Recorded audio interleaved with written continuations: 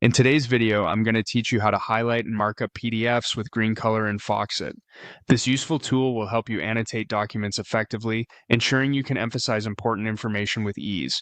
First, we need to head over to the Foxit PDF Reader interface. Once you're there, locate the Home button at the top of the interface. This button acts as your gateway to various features offered by Foxit, so let's click on Home to get started. Next, we need to open the PDF file that you'd like to highlight. To do this, click on Open File. This action will prompt a few different options.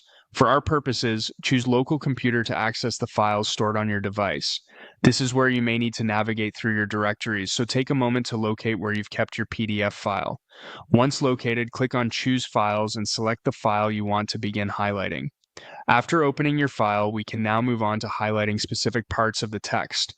Direct your attention to the top header of the screen where you'll find the Highlight tool. Click on it to activate. Now, with your document open in the Foxit Reader and the Highlight tool selected, it's time to choose the text you'd like to highlight. Generally, this involves clicking and dragging over the text to select it. Take your time, make sure you're highlighting exactly what you need.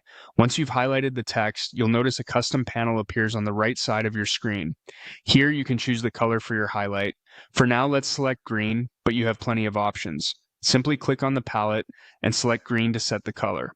If green isn't quite right and you'd like to experiment with other colors, the right panel also gives you choices to select pink, red, or any other color that suits your needs.